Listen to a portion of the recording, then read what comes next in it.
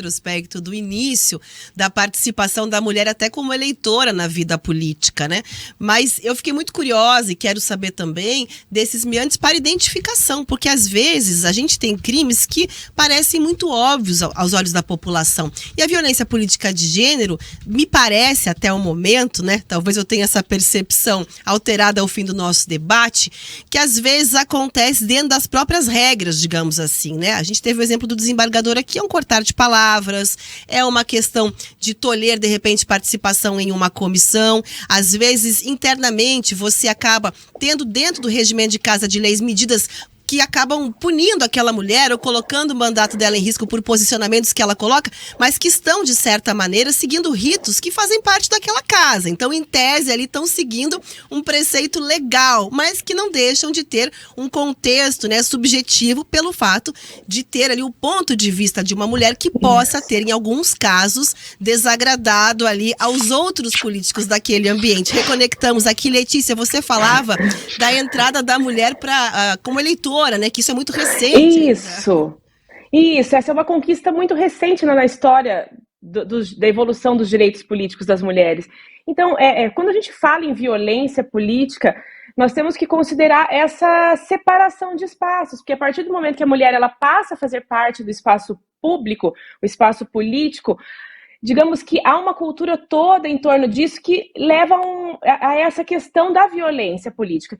Então, nós hoje temos essa legislação de 2021, ela é muito recente, a sociedade ainda está amadurecendo sobre como tratar e como lidar com essa legislação, porque nem toda violência política de gênero, segundo a legislação, é um crime de violência política de gênero. Porque para ser crime de violência política de gênero, ele tem que ser praticado contra uma candidata ou uma mulher já eleita.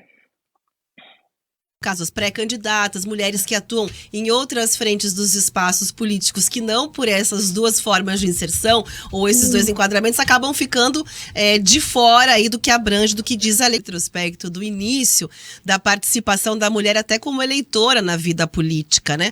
Mas eu fiquei muito curiosa e quero saber também desses meandros para identificação, porque às vezes a gente tem crimes que parecem muito óbvios aos olhos da população. E a violência política de gênero, me parece até o momento, né? Talvez eu tenha essa percepção alterada ao fim do nosso debate, que às vezes acontece dentro das próprias regras, digamos assim, né? A gente teve o exemplo do desembargador aqui, é um cortar de palavras, é uma questão de tolher, de repente, participação em uma comissão. Às vezes, internamente, você acaba tendo dentro do regimento de Casa de Leis medidas que acabam punindo aquela mulher ou colocando o mandato dela em risco por posicionamentos que ela coloca, mas que estão, de certa maneira, seguindo ritos que fazem parte daquela casa. Então, em tese, ali estão seguindo um preceito legal, mas que não deixam de ter um contexto, né, subjetivo pelo fato de ter ali o ponto de vista de uma mulher que possa ter, em alguns casos, desagradado ali aos outros políticos daquele ambiente. Reconectamos aqui, Letícia, você falava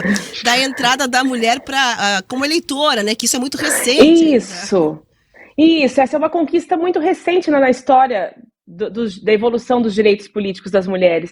Então, quando a gente fala em violência política, nós temos que considerar essa separação de espaços, porque a partir do momento que a mulher ela passa a fazer parte do espaço público, o espaço político, digamos que há uma cultura toda em torno disso que leva a essa questão da violência política.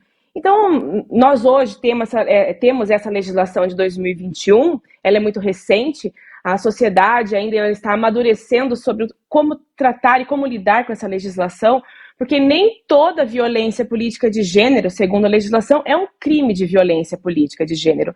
Porque para ser crime de violência política de gênero, ele tem que ser praticado contra uma candidata ou uma mulher já eleita.